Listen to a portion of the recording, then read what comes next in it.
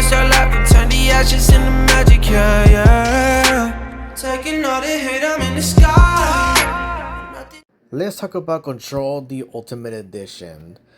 This game slaps. Like, oh my god. This game was very, very well done. So let's talk about, speaking of slapping, let's talk about what slaps, what sags, and whether you should spend time in the weirdest office building on earth. Now let's talk about the base game for Control.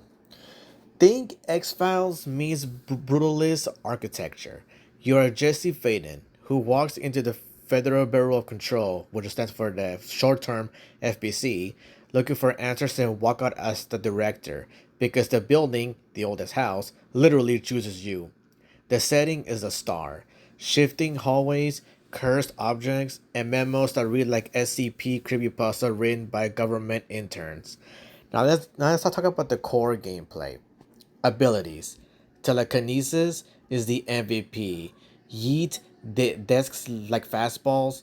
You also dash, mind control weaken enemies, which is short C's, pop a floating shield, and eventually levitate, which is did by a point is the moment that combat fully clicks. Next, the service weapon.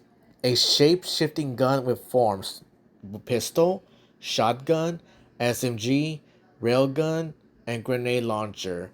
And later on, a sticky mine form gets added by an update. So, but the proper names for each gun's forms, for pistol is grip, shotgun shatter, SMG spin, railgun pierce, and grenade launcher charge. And the sticky mine is for short is surge. You mod both Jesse and the gun with RNG perks, which by the way, they really help the game make it more easier. Because letting y'all know, you're gonna be needing those perks. Yet you really need them. Next, the loop. Short missions and side quests branch off central hubs. You conquer control points, fast travel plus checkpoints, uncover lore, and fight the hiss, possess staff who glow like bad neon. When it flows, it really flows. Fights are kinetic, readable, and stylish. Now let's talk about the strengths of the game. Art direction and sound. The oldest house is a museum of uncanny lighting, and diegetic signage, and that famous ashtray maze sequence rule. Oh, by the way, people, the ashtray maze, mwah, oh my, especially the metal rocks in the background. Take control. Oh, banger, banger, banger. And next, let's continue. The sound design makes every thunk of a launch life cabinet feel illegal. Next, the world building. Collectibles are actually worth reading. The FBC's deadpan bureaucracy sells the absurd. Last, the moment to moment feel. Levitate plus launch turns you into a mid-air wrecking ball. When you are in the pocket type of vibe, it's pure superhero sandbox. Now let's get to the part where I consider the weak points of the game. The navigation slash map. The 2D map struggles with verticality. Expect where the heck is that door energy. Next, the checkpoints. Some boss runs are a hike. Dying can make a jog back that feels longer than your patience. Next, the enemy variety. His archetypes repeat. Combat spice comes more from your toolkit than theirs. Last, the last gen performance. The base PS4 Xbox One versions can stutter. The Ultimate Edition of PS5 and Xbox Series S equals butter. PC with ray tracing looks absurdly good if your GPU can handle it. Now let's talk about the quality of life. The later patches added assist mode, tweak damage taken slash dealt, even one shot if accessibility demands. Photo mode is excellent if you're into captures.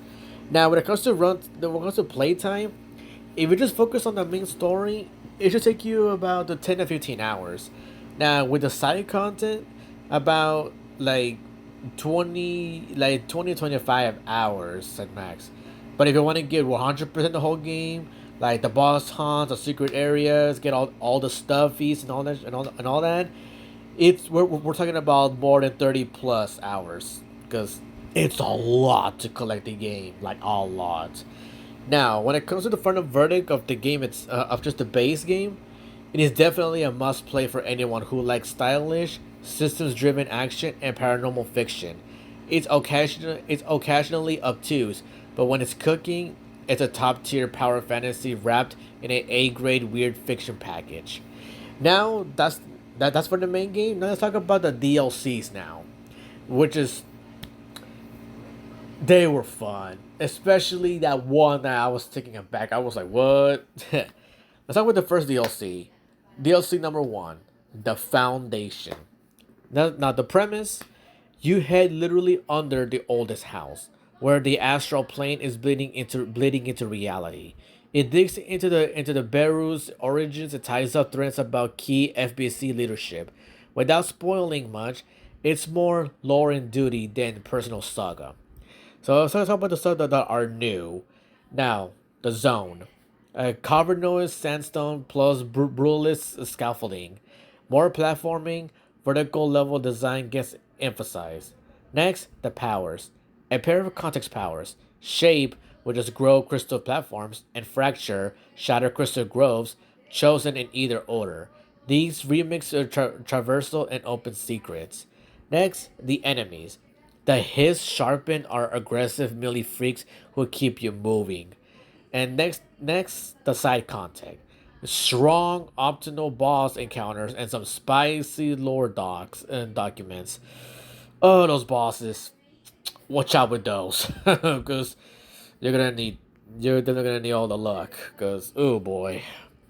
Now in terms of how long is it and the feel of it, it's up to 5 to 8 hours if you explore. More methodical than flashy. The platforming sections are memorable and the boss design is better than the base game average. I'm just being honest on that part. Because sometimes, honestly, I bet the DLCs are a lot better than the main game itself. Yeah, I'm not saying the main game, the base, it sucked. It was really good. It just get better and better, you know? So the final verdict for the DLC, so the first DLC, it's a good expansion of mechanics plus meaningful Baru history. If you love the environmental storytelling, this is dessert. Now let's get to the next DLC that, in my opinion, it is actually my favorite part of the whole game. The AWE. The AWE stands for Altered World Event. This one opens the investigation sector and ties control to Alan Wake. Yep, Alan Wake makes an appearance in the game. I was mind blown. I was like, what the hell, Alan Wake? Oh shit, you know. So it's pretty. So I guess you could say this is Remedy's shared universe. You know. You investigate old cases. A certain light hating entity stalks you. It's a cat and mouse survival horror sprinkled into Control's power trip. That is one ugly that weird looking boss is very ugly looking. But the boss fight was frustrating. Let's just put it that way. Now let's talk about what's new. The tone shift. It's darker, tenser, with light versus darkness management. You will activate generators, steer spotlights, and use light to keep the predator at bay. Next is the tools and encounters. More ranged duels and set piece chases. Fewer big brawls. The search weapon form, which is the sticky mines, pairs well with controlling space. Next is the crossover lore. Dialogues, ideologues, and environmental hints heavily foreshadow Alan Wake 2. I still need to play that game. And for those that play Alan Wake 2, let me know how it is. Is it good? Is it worth playing? But I think I'm gonna get it soon because, ooh man, I'm excited for the next chapter. You know. So pretty much, if you are Remedy pilled, this is mandatory. So now, in terms of the length and feel, this is pretty much 4 to 6 hours. It is less bombastic than Ashtray Maze spectacles, but the atmosphere and Remedyverse connective tissues are the draw. So the final verdict for the DLC, AWE is the narrative glue between Control and Alec Wake. If you like Dread mixed with telekinesis chaos, it delivers. Let's talk about the free mode, expeditions, timed high difficulty arenas with rotating modifiers and unique rewards. It's endgame combat, lean, mean, and best when you want to stress test builds. I mean, not essential for story hounds. It is great for mechanics enjoyers. Let's talk about the performance and where to play. The Ultimate Edition, it includes both DLCs and upgrades for PS5 and Xbox Series X and S, 60 FPS performance or 30 FPS with ray trace reflections and shadows. Now for PC is a showcase if you got the GPU. Ray tracing plus DLSS slash FSR do wonders. Now the base last gen runs, but expect frame dips and longer loads. Cause I remember playing it for the PS4 years ago, and oh my god, it had hard to keeping up. So you've been warned. Now, is it worth it? Well, short answer, yes. If you want maximum story cohesion, start with the base game, and then go to the foundation, and then lastly the AWE. If you care about Remedy's connected universe, AWE is the bridge. Play it before Alan Wake 2 for extra brain tingles. If you're here for pure gameplay, base game already sings. Foundation adds traversal puzzles. Expeditions is your high skill dessert. Now, practical tips. Well, no spoilers. Number one, build craft. Stack launch damage on personal mods and weapon ammo efficiency on spin or grip. Launch deletes health bars like it was nothing. Next, the mobility is defense. Dash often, levitate to reset angles, and don't be stingy with shield when snipers show up. Next, exploration pays off. Many best mods abilities hide behind off-path puzzles and oddball side quests like the mirror, fridge, mold, etc. And lastly, assist mode isn't cheating. It's there to tune the friction. Use it if a boss is spiking your blood pressure. So my final take of this is that Control is a rare combo, confident art direction, crunchy powers, and lore that rewards curiosity. The Foundation deepens the myth, AWE widens the universe, and flirts with horror. Together, they turn a very good action game into a small, strange epic.